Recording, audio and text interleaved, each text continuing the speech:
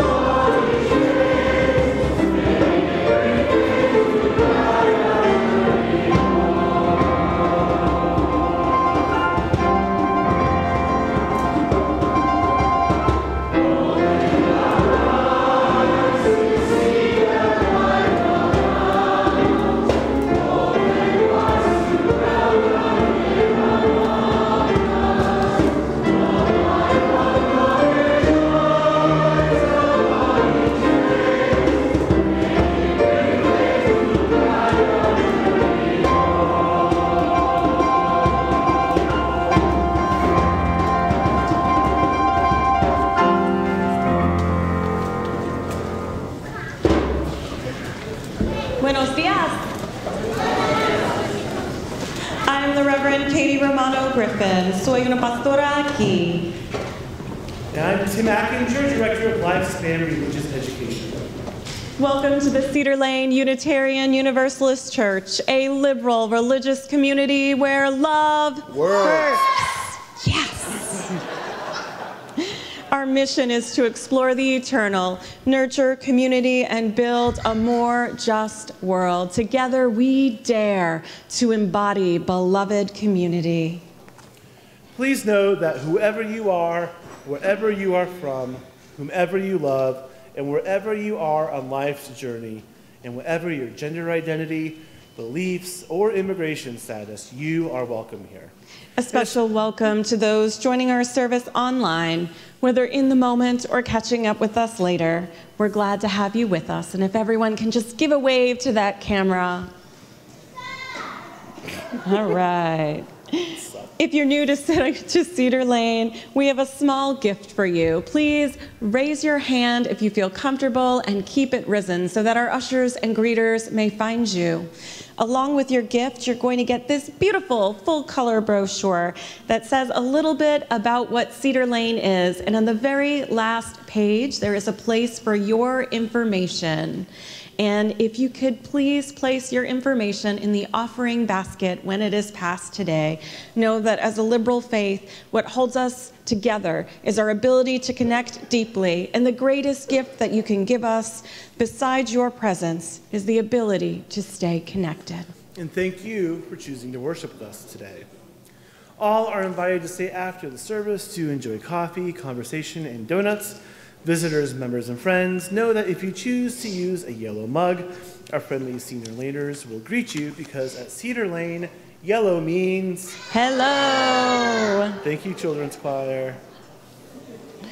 I'd like to draw your attention to the announcement page, which is included in your order of celebration, and we have just a couple of highlights for you. Our lay pastoral visitors work closely with the ministers to support the pastoral ministry of our congregation.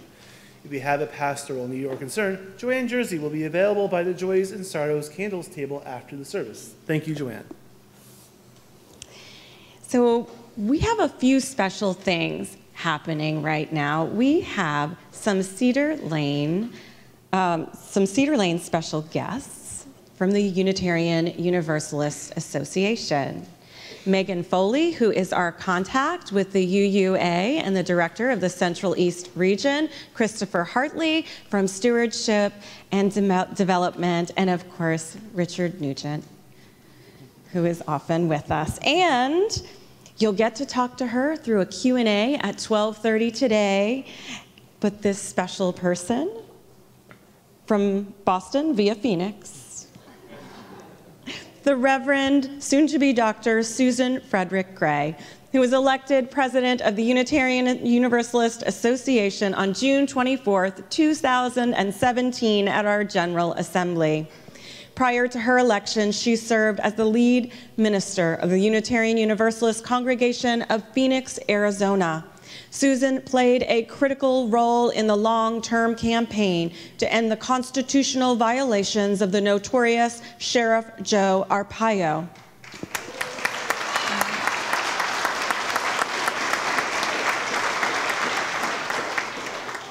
Susan is a lifelong UU who grew up in the St. Louis area. She now lives in Cambridge, Massachusetts with her husband, Brian, their son, and their new puppy, Hercules. In the spirit of the warmth that is Cedar Lane, please give a Cedar Lane welcome to Reverend Susan Frederick-Gray.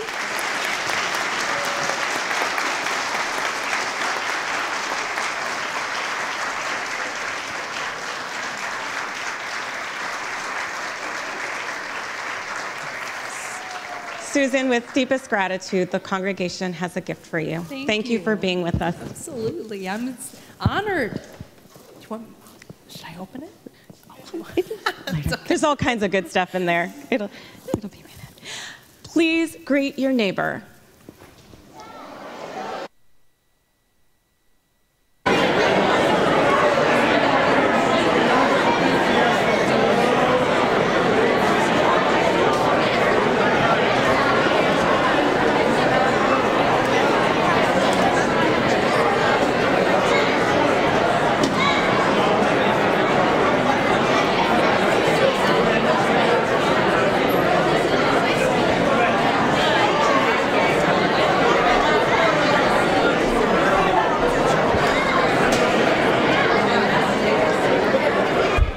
Mike, are you okay?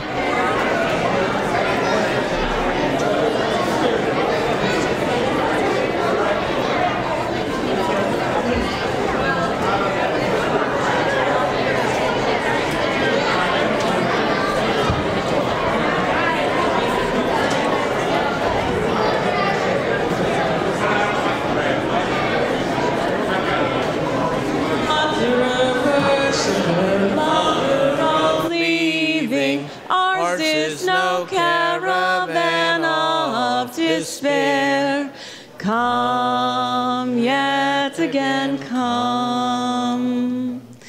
So, Reverend Abi, do you have an announcement? I do. So tonight I travel back home to India for 3 weeks on a spiritual pilgrimage that I am blessed and going to be journeying with 17 Cedar Laners and 4 other Unitarian Universalists from our area congregations for almost 3 weeks. So, whether you would want to pray for them or pray for me, I leave it to you.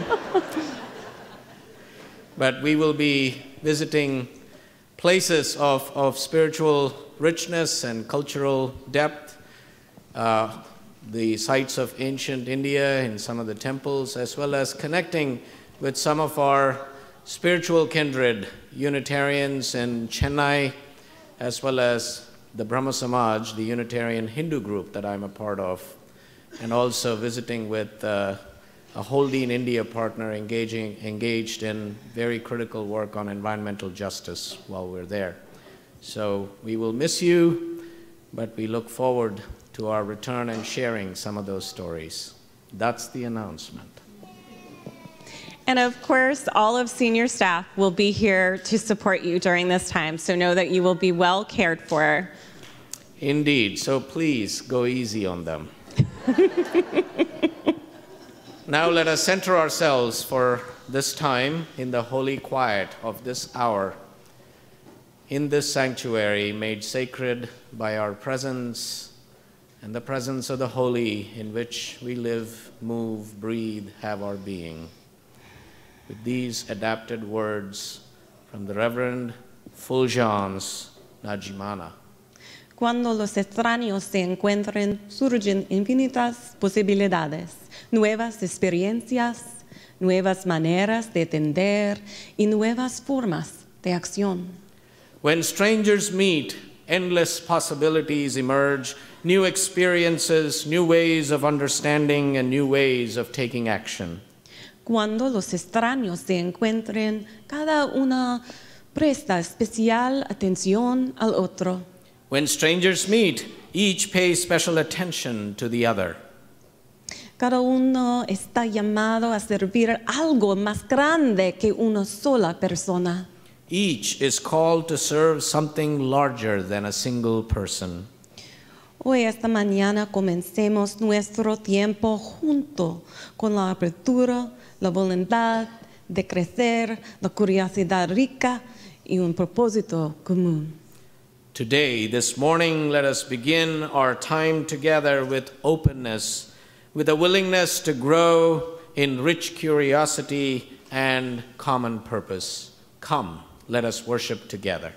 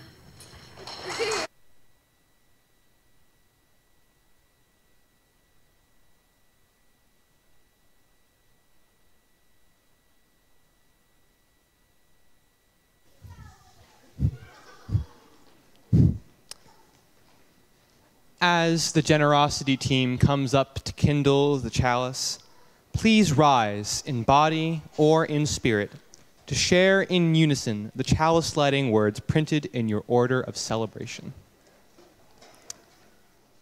Here. Oh. We light this chalice, symbol of our free religious community.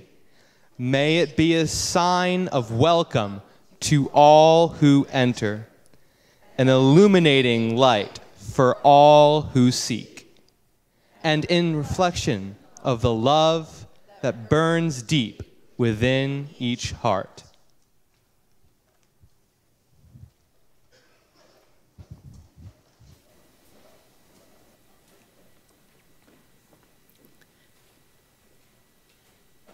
Unitarian Universalism is not a creedal tradition.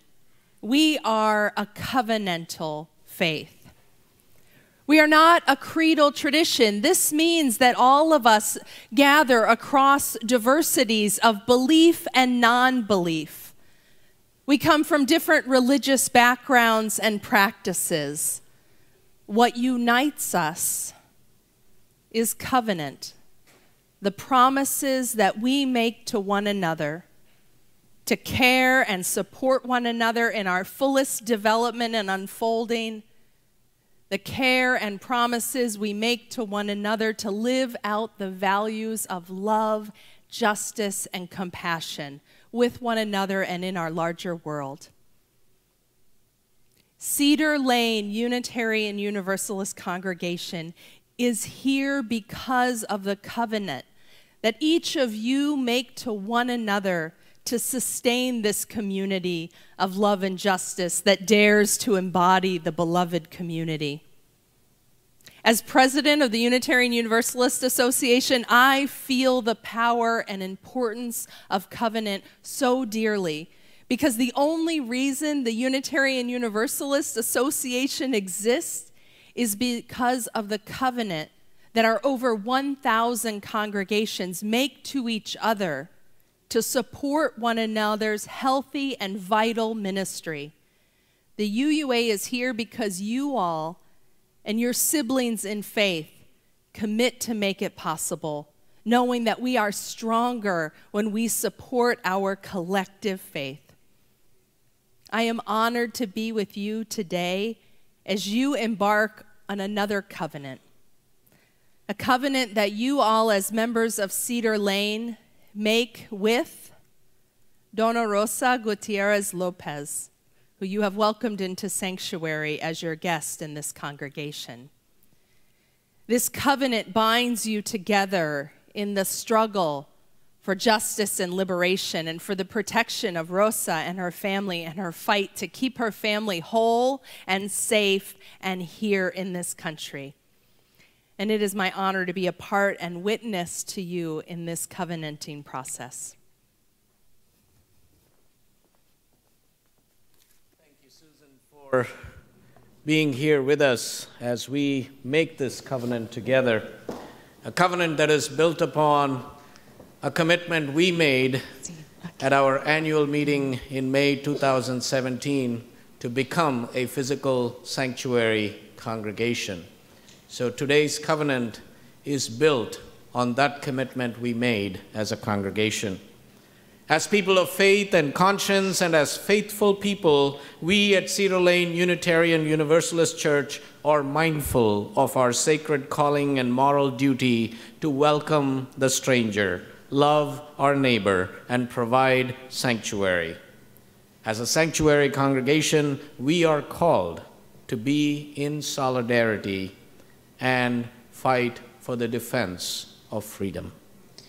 Sanctuary is the place that we can go when our lives are under threat, where we can consider love in the midst of oppression.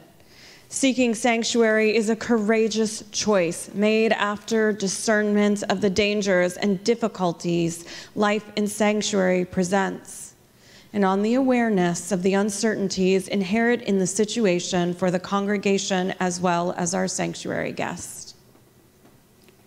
During this time, it is important that the congregation of Cedar Lane Unitarian Universalist Church and our sanctuary guests have a shared understanding and commitment of our relationship.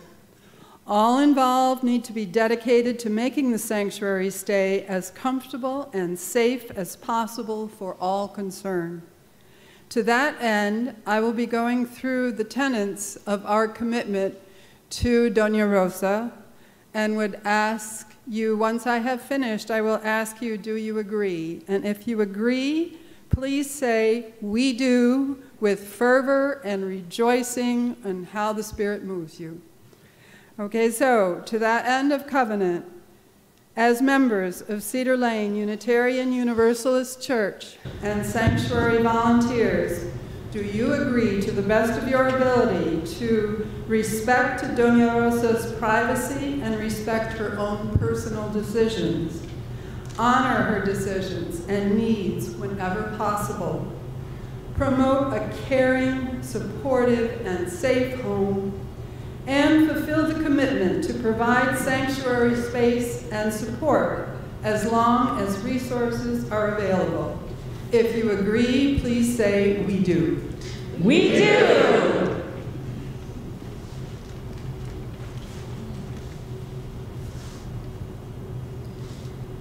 Lo haré lo mejor que pueda informar al equipo de liderazgo del santuario de la Iglesia Universalista de Cedar Lane sobre sus necesidades y preocupaciones, cooperar con los esfuerzos de los voluntarios del santuario, respetar a nuestros miembros de la iglesia, personal y edificio. We covenant to act in a way that promotes the inherent worth and dignity of every person. Promueve el valor inherente y la dignidad de cada persona. Promotes justice, equity, and compassion. Promueve la justicia, la equidad, la compasión. And together, let us say, we will act together to keep this covenant alive. Trabajaremos juntos para mantener vivo este pacto. Repita conmigo, por favor. We will act together to keep this covenant alive. Trabajaremos juntos para mantener vivo este pacto. So may it be. Amen. You may applaud. Doña Rosa.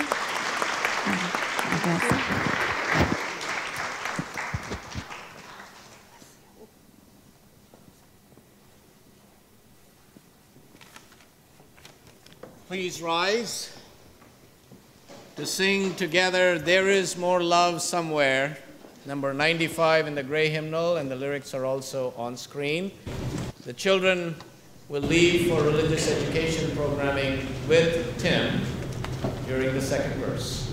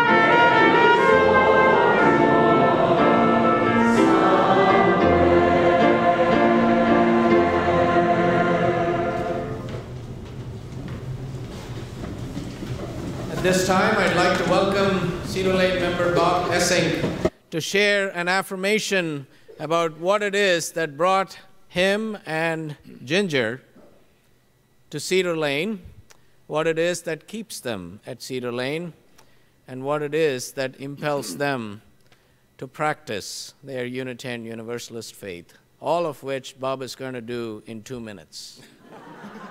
Go for it. Okay, thank you, Reverend. Good morning, everyone. Good morning. Approaching my 70s, Cedar Lane came into my life when I needed it most. I was winding down a career. I was disengaged from our former Presbyterian church, and I was generally depressed by the election of our president. And looking back at all of this now, it all pointed toward why I needed to re-energize in a new community of faith. with new meaning.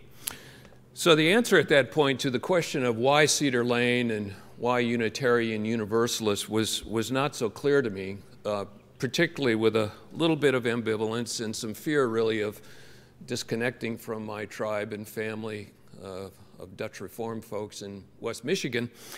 But after the 2017 Women's March and the service here, and really a little closer look at the 7 principles, I was convinced that this was a community where human dignity, compassion, and justice was really valued, and I wanted to be a part of it. And unlike other religious communities I knew, this one was without conditions. And as we've heard since, it was, and I understood kind of at the time, this was a community that was more focused on saving lives, not souls, and that felt a lot different, and it felt good, and I wanted to be here. So looking back now, why Cedar Lane and why Unitarian Universalist? Well, first of all, this has been a community where Ginger and I have an opportunity to learn a different kind of faith. This really is, as the 7 principles says, a free and responsible journey for the search of meaning and truth, and it's brought us closer because we're on this journey together. Cedar Lane has also helped me understand the community where I live. I had lost track of how Montgomery County had changed over those many years. I was working elsewhere. My attention was on different states and different places. But because of the opportunities that Cedar Lane offered to work with Action in Montgomery, or AIM, our social justice partner of almost 20 years, I've come to understand that poverty, a lack of justice and representation of unrepresented immigrants is as common here as it is anywhere. And there's now something I can do about these injustices that are so close to me.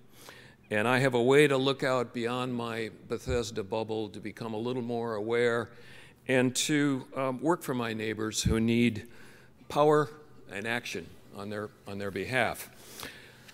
And finally, I think the most important for me is that this community of faith has given me some hope where, frankly, I didn't have much 2 years ago. This is hope now because of seeing how the love in this church can make a difference and indeed change lives, including my own and those that we can serve and create lots of action and fight for. So Reverend Abi, Reverend Katie, the ministry team, and many of you here this morning have given me some idea of what this act of faith means and have given me the inspiration to also express this hope.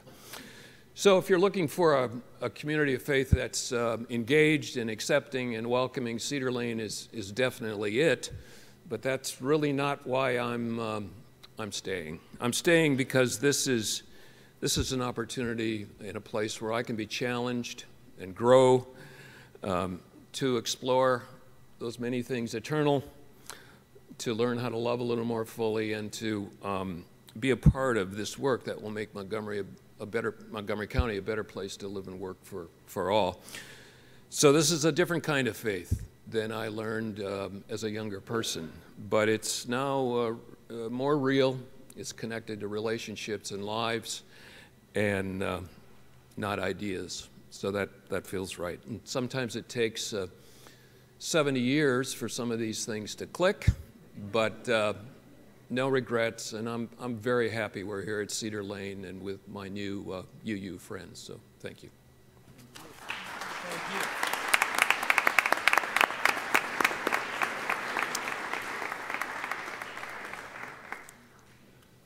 Thank you, Bob, for sharing that that there is more hope not somewhere but right here at Cedar Lane.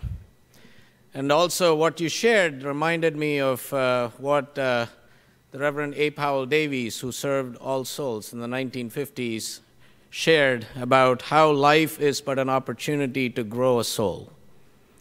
And to me, that speaks to what we are about in helping each other grow our souls. So thank you. Thank you for your affirmation. And one of the ways we can grow our soul, not to mention live out our values and convictions, is through working with organizations like Action in Montgomery, AIM, which is our Share the Plate recipient today. AIM is a broad-based community organization rooted in Montgomery County's neighborhoods and congregations. AIM is a nonpartisan, multi-faith, multiracial, and is dedicated to making our county and state a better place to live and thrive. AIM works for change in our neighborhoods, in congregations and classrooms, at the county council, and at State House in Annapolis. Now, last spring, AIM gathered people together to challenge our county council and county executive to make Montgomery County a national innovator and leader on equity in education, affordable housing, immigration, and transportation. In March, AIM will be asking them to make specific commitments to move our county forward in those areas. This is how AIM works, and this is how we work to make that happen. Your generosity to support the work and mission of Cedar Lane and the work of AIM is deeply appreciated. The offering will now be given and gratefully received.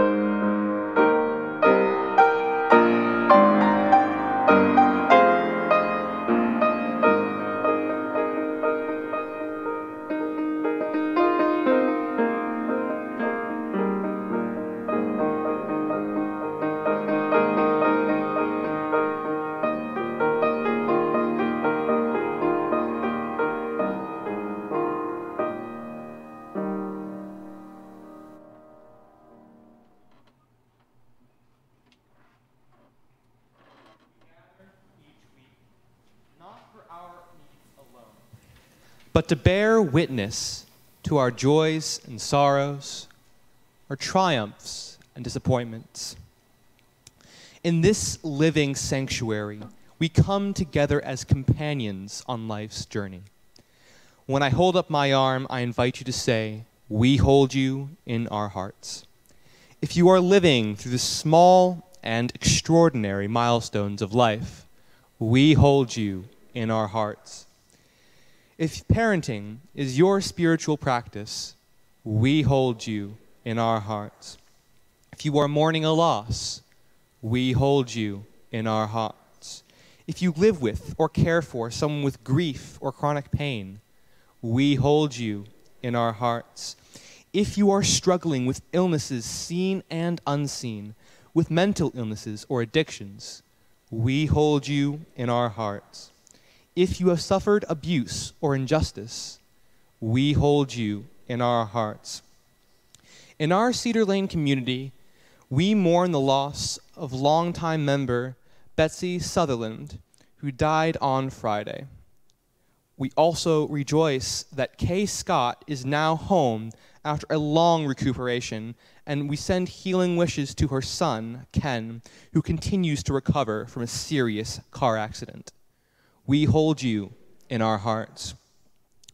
Our hearts also reach out to Millie Mader, who fell and broke her arm last Wednesday.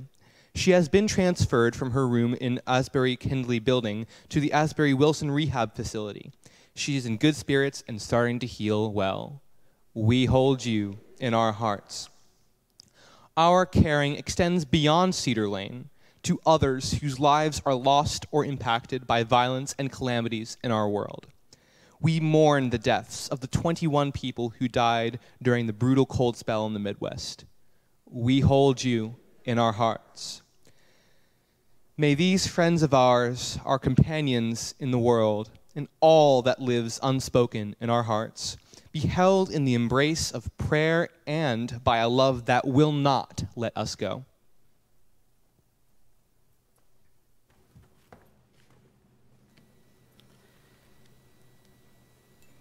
I invite us to center ourselves, bringing our mind, body, and spirit into easy alignment with our breathing rhythms.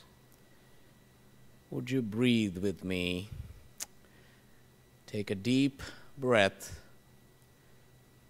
through your nose, hold it for a moment, and gently release it through your mouth. And as you breathe in, say to yourself, so. And as you breathe out, say, hum. Soham in Sanskrit means that I am. With this breathing, let us bring ourselves more fully into this space. Breathe in, so, hum. Breathe in, breathe out. Breathe in, breathe out.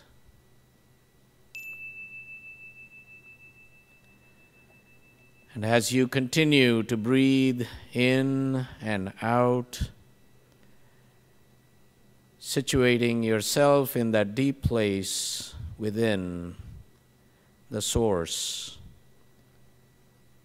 a place of silence and honesty, courage and compassion, hope and love.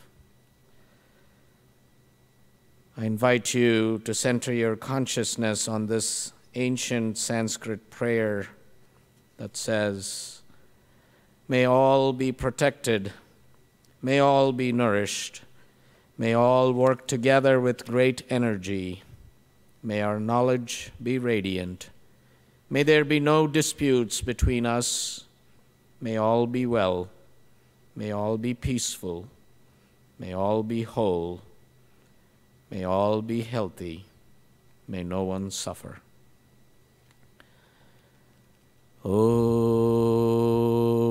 Sahana Vavatu Sahanau Bhunaktu Sahaviryam Karvavahai Tejasvinamaditamastु Ma Vidvishavahai Sarvesham Swastir Bhavatu Sarvesham Shantir Bhavatu Sarvesham Purnam Bhavatu Sarvesham Mangalam Bhavatu.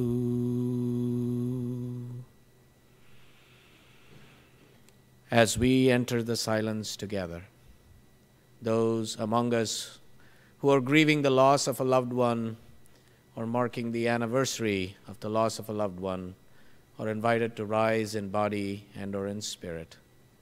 Let us enter the silence together.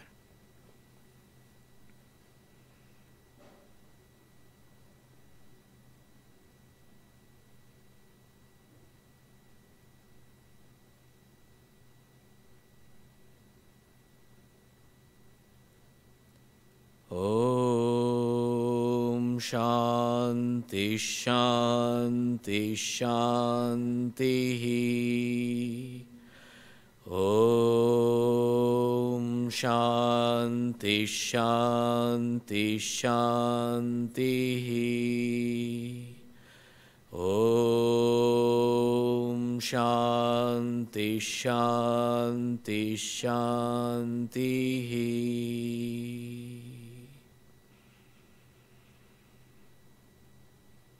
So may it be.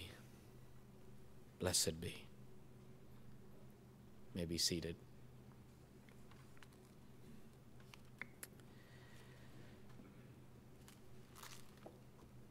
Today is a big day as we begin our generosity campaign, our annual exercise in part to inspire, in part to harangue, and in part to plead our staunch members and friends to recommit to the mission and ministry of Cedar Lane Unitarian Universalist Church. To make a case for that, I would like to welcome the courageous co-chairs of our generosity team, one who put the stew back in stewardship, Stu Grubman, and the other who can provide us with the means of getting there, Mary Means. Let's welcome them.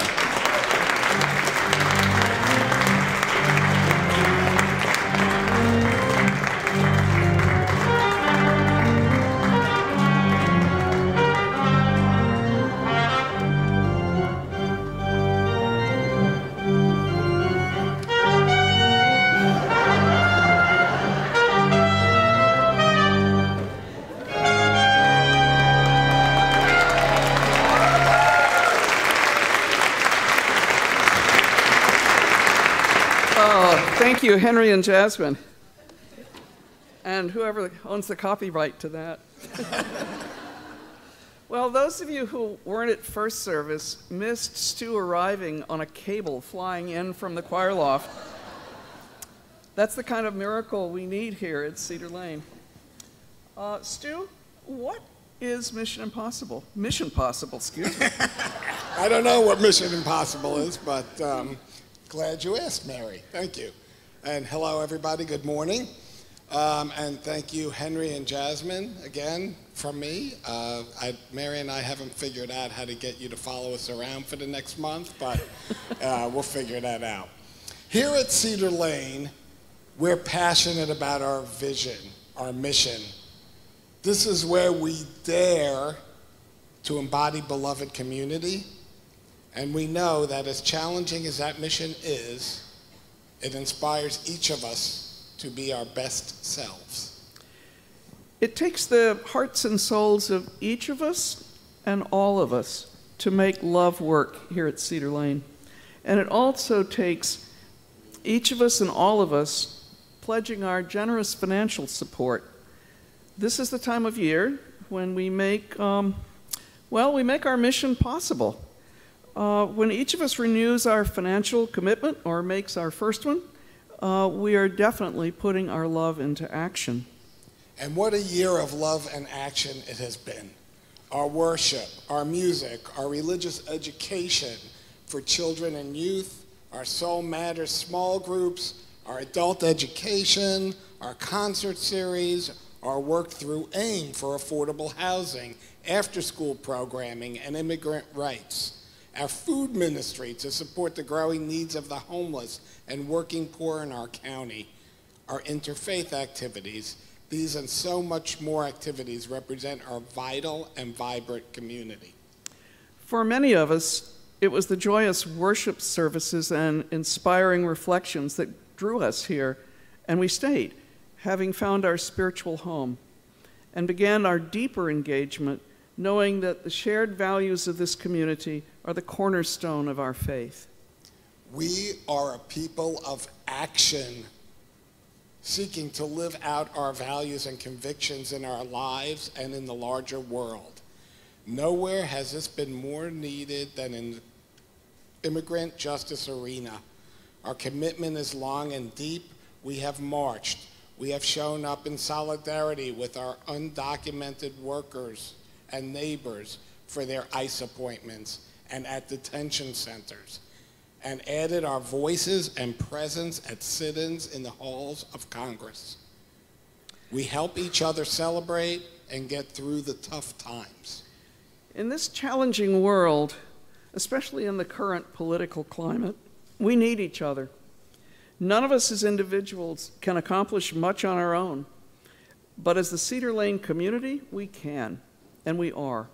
We are humbled and honored to be engaged in the work of Sanctuary with Dona Rosa and the DMV Sanctuary Congregation Network.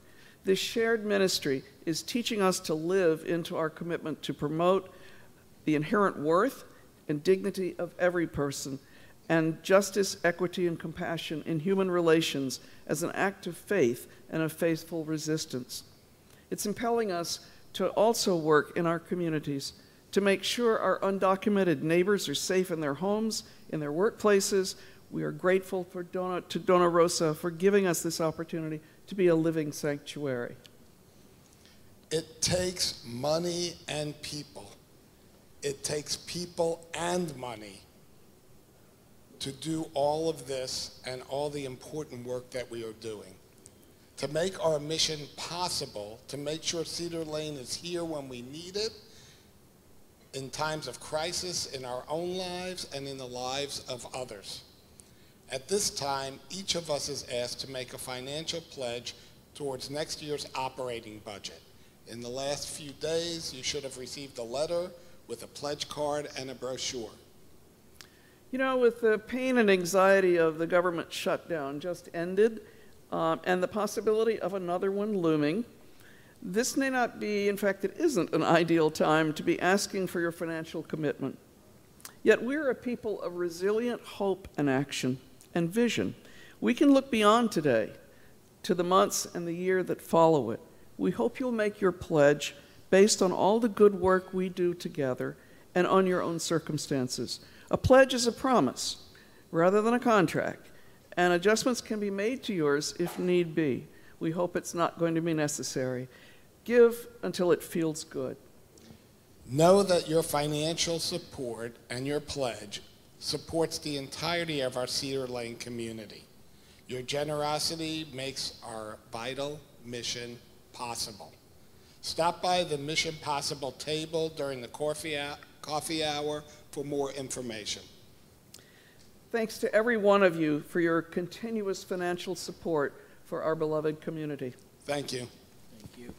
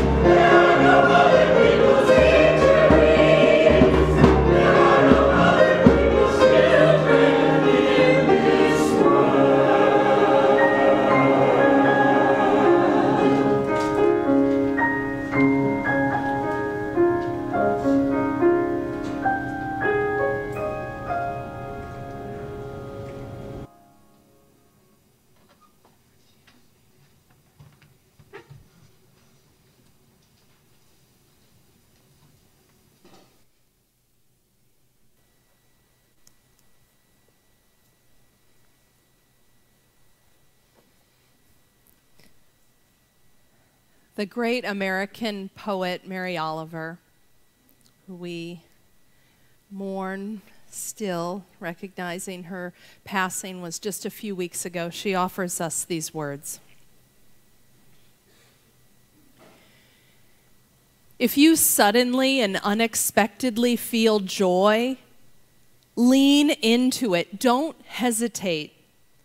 There are plenty of lives and whole towns destroyed or about to be. We are not wise and not very often kind, and much can never be redeemed. Still, life has some possibility left. Perhaps joy is life's way of fighting back, that sometimes something happened better than all the riches or power in the world. It could be anything, but very likely you notice it in the instant when love begins. Anyway, that's often the case. Anyway, whatever it is, do not be afraid of its plenty. Joy was not meant to be a crumb. Don't hesitate.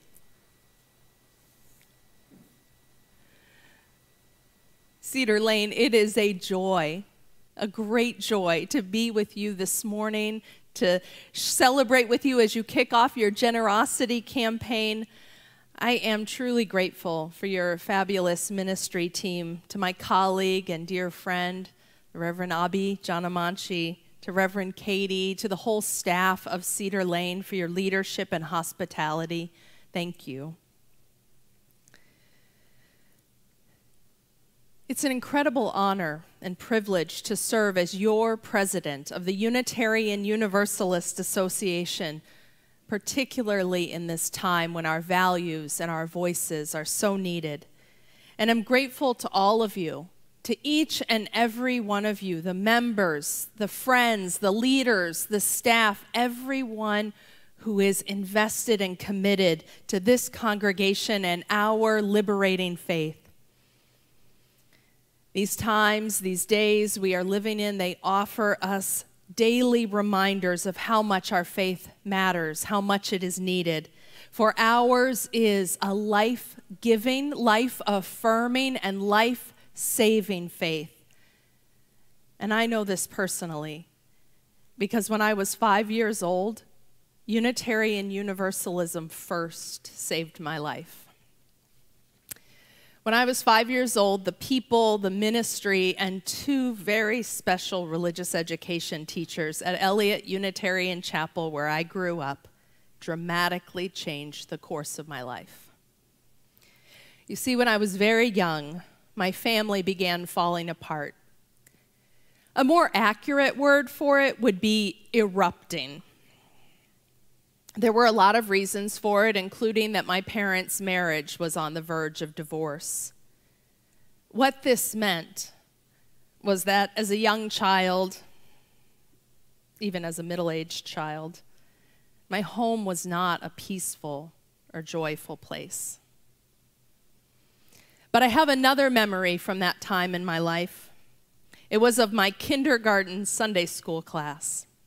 The class was taught by a married couple, and what I remember vividly still to this day is how much they seemed to love each other and how much fun they and we had together. They would play guitar and sing songs, and we would dance around in circles singing, and it was joyful, and wow, did I need that joy. I wrapped it tight around me. It was once a week for an hour for a couple months in my life. But it stayed with me, as did my love for those two people. Mary Oliver writes, if you suddenly and unexpectedly feel joy, don't hesitate. Lean into it. Perhaps joy is life's way of fighting back. Now, to be clear, too many children experience much worse, and studies increasingly show how these early childhood experiences affect our long-term health outcomes, including the development of addiction and mental health challenges. Not all of the stories end well. But studies also show the outsized difference that a great teacher, a devoted mentor, the small presence of real care can make in the lives of children who experience neglect and pain and trauma. This Sunday school class, even though I didn't have words for it or understand its impact until years later, showed me that something else was possible in a marriage, that something else was possible in a family, that something else was possible for me. And that glimpse of possibility, that gift of joy and love, it gave me hope that sowed seeds that shaped my life. Here's the thing about joy. I don't think we take it seriously. I think we sometimes dismiss it. Now, we can't force ourselves to feel joy. It often does come suddenly and unexpectedly. But take a moment and think of a time, remember a time when you have felt joy. Maybe it is the beauty of the sunset that stirs that in your heart, or the embrace of your children, a dear friend, or a lover. When we feel joy, we feel safe. We feel free. We feel loved. And that's the condition that we want for ourselves and for all people. Joy and love, they remind us why we struggle for justice and liberation. Joy and love help us nurture possibility in our lives for something more than we might know right in this moment. And not just personally, it helps us imagine something better for our world. We are Unitarian Universalists, and our Universalist founders, they didn't believe in hell, except for the one that we create right here on earth, right here and now. Beyond this life, they believed in universal salvation and universal love, a God that never lets us go, an experience of love that never casts us out. And so as Unitarian Universalists, I believe we are called theologically and morally to bring a powerful form of love, to confront the conditions like poverty, exploitation, racism, sexism, violence, and cruelty, the forces that create hell for people. That's what this congregation in a very small way did for me. And that's what our theology calls us in big and little ways, calls us to do in our world and in our lives. Now, I shared this story from my childhood with the permission of my parents. And they know it well, although a different side of it, to be sure. And they too would testify to the powerful difference that the church made in my life and in our family. They even found their way through those very painful years to a marriage built in partnership and mutuality. Unitarian Universalism supported that too. And that was a powerful lesson in all of our lives. Truthfully, this faith, our congregations, our people have saved my life again and again. And I don't say this frivolously, I mean it. Unitarian Universalism taught me courage. It taught me to take risks for what is right, to not be afraid to speak up for my values or my own dignity, even if it means being a lone voice.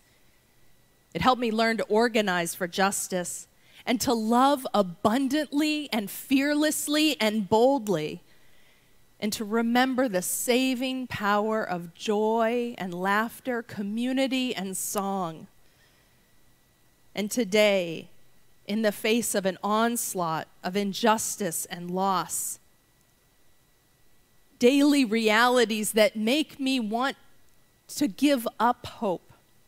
In the face of that, Unitarian Universalism and our people and our communities continue to be a way of fighting back against despair, fighting back against acquiescence by providing hope and courage.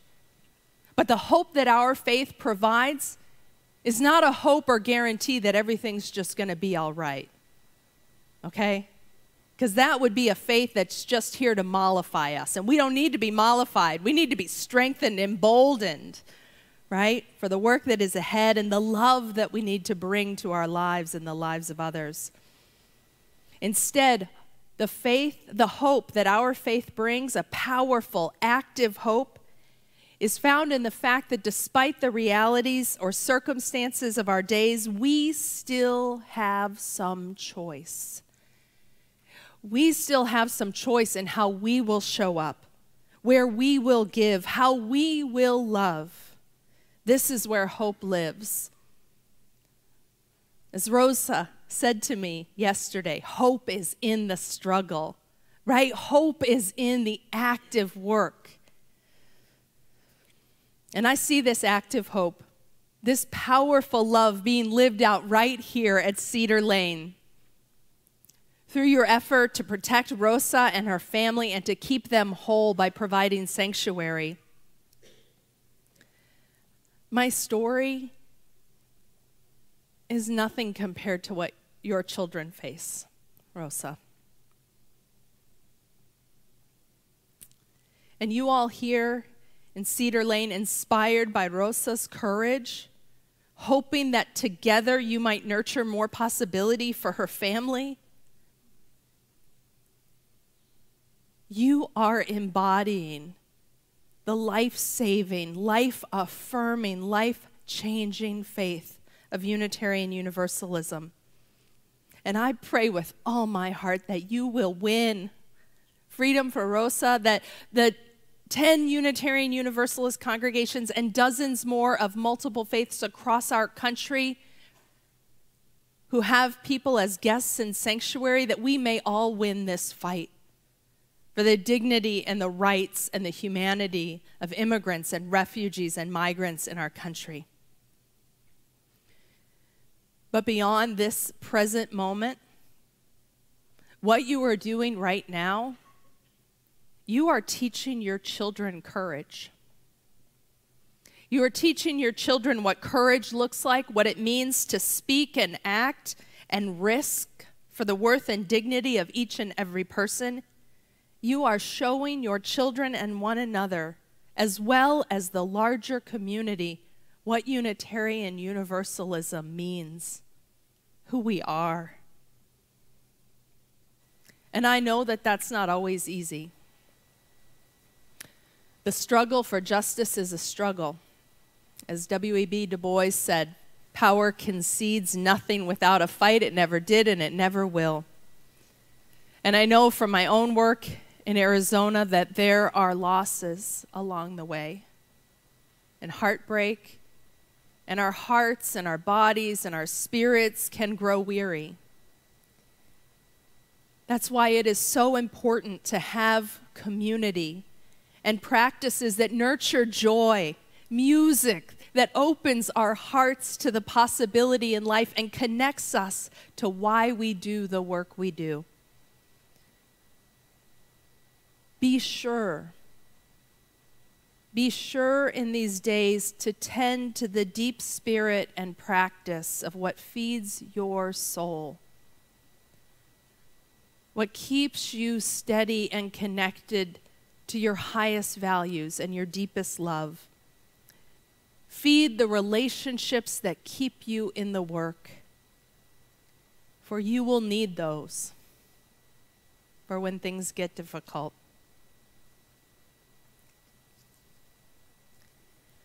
Our communities can and need to be places of connection and collective inspiration, spaces of inclusive, radical welcome and care where we can bring our heartbreak and our anger and our fear and our loneliness and be held in a community of love.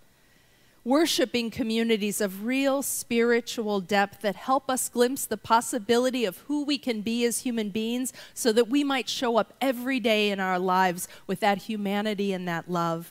The whole purpose of religious community is to help us walk more fully into our humanity. And so we need communities that help us answer this call to beloved community by resisting the dehumanizing conditions of poverty, racism, oppression, and exploitation that are driving so many realities in our country and in our larger world. Now, throughout my first year as president, two things have become absolutely clear to me. Number one, this is no time for a casual faith, no time for a casual commitment to your values and your community. And number two, this is no time to go it alone. We need one another. Now, mission, a deep sense of mission is where these two things come together. Because the opposite of casual is a fierce sense of purpose that recognizes how much is on the line. And when we put a great purpose, a great vision before us, just as you have done with daring to embody the beloved community, when we do that, we know we can't get there alone, right? We know we need one another. Our vision, our mission, as you use, is far too big for any one person or even one congregation to carry on its own. The challenges before us as a country are literally life and death. They are literally life and death for black and brown people, for immigrants and refugees, for Muslims and Jews, for trans folks and women and children. Literally life and death for people who live with disabilities and for the poor. The list of people under threat grows. And we all live in the calamity of climate change and a persistent refusal to address it. Right now, we need to fight harder. We need to fight harder to protect one another because the beloved community is about providing that safe space for a child who needs a break from a troubled home and a sanctuary for a family that is fighting to stay together. The call to beloved community is both the internal and the external. It is about radical care and ministry within and powerful solidarity and actions for justice beyond. It is the difference between our congregations being mere social clubs, and being the church that we were created to be and that our ancestors left to us.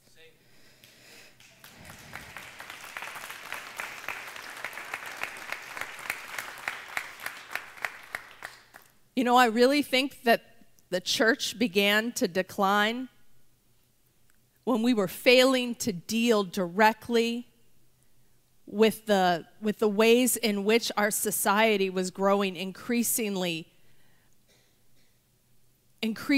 more violent towards our own citizens.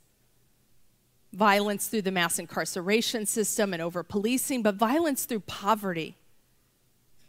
We abdicated our role. It is time for the church to be the conscience of the nation and for us to stand up, to show up, and to fight for our values. Because no one is going to fight for us, right? We have to have each other's backs. We cannot be here for a social club that makes us comfortable. We have to be here for a resilient faith that nurtures in us resistance, courage, and a love that knows no end. I dream of what it would mean. I dream of what it would mean for us to unlock that missional commitment all across our faith, in all of our congregations, to unlock this embodiment of the beloved community, to bring our bravest, our boldest, and our most loving selves to love the hell out of the world like our Universalist ancestors called us to do. What would that look like if that mission led us every day? When I ran for UUA president, I had two priorities. Number one, strengthen our relationships across our faith as congregations, right? To feel the collective power of our faith. And number two, to put our mission and vision at the forefront of all we do. But I need your help, Cedar Lane, to do this because you all are leaders in our faith, and I need your leadership and partnership in this work to unlock mission, just as you are doing all across the faith. Now, first and foremost, the most important thing that you can do to support the mission and vitality of Unitarian Universalism is through your generosity and commitment right here at Cedar Lane, because it is in our congregations where people are changed by our faith. Right here, your commitment right here is the most important thing. And the most important way that you can help me and your sibling Unitarian Universalist is through your generous support as a congregation to the UUA through your annual gift. And I want to encourage you to get back to honor status with the UUA because it makes so much difference in our ability to serve our congregations across the country. Shortly after I was elected president, I got to go visit Elliott Chapel and preach for them, the church where I grew up. My parents are still members there. And I got to say to many of the elders of the congregation, thank you for your faithful generosity and commitment to this congregation. You had no idea what impact you were making by supporting the church. All of you here, through your gifts, you are touching the lives of children and adults whose stories you will never fully know. And in this same way, when you give to the UUA, you are making a difference in the lives of congregations that you'll never visit, UU congregations that you'll never visit, and Unitarian Universalist lives, people that you'll never meet, because the UUA is able to show up in times of challenge and need and support their health. You see, when we give, when I give, I don't give to Unitarian Universalism because of what I get, even though I've testified to all of what I get. I give because I know this ministry is having the kinds of impacts it had in my life in so many different places. And I want our mission and ministry to thrive.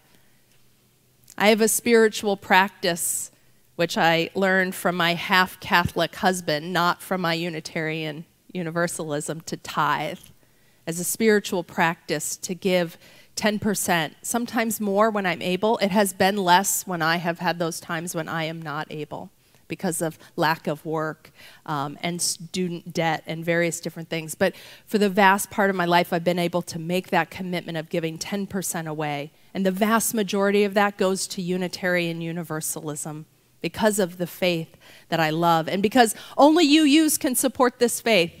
So I give to other organizations, and I know thousands of people do, but only you all can make Cedar Lane possible and make your mission here possible. So I'm going to support your stewardship campaign. I want you to be successful. Abhi's going to India. I hope you all raise a lot of money while he's gone so he can come back and celebrate, right? What a way to honor your ministers. But I'm going to be in too, because you all inspire me, and I want to support your work. So, I support the Unitarian Universalists as my key commitment. I am a member of a local congregation in the Boston area. I pledge there faithfully, but I want to make a pledge with you all of $500 to support your ministry and the work that you're doing right here. The work you're doing with Rosa to support Rosa's success, to support the children that are part of this community, and each and every one of you. So I'm in with you, and I hope you will be in too. Thank you for your commitment to this faith. Indeed, these times are calling more from us as congregations and as individuals to recover our great historic mission and to love the hell out of this world. May we answer this call together.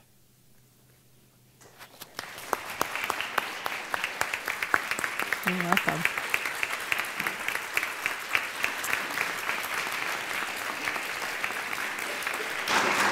Let us sing. I invite you to rise and love your spirit. Let us sing Love Will Guide Us, number 131 in the hymn book, right up here on the screen.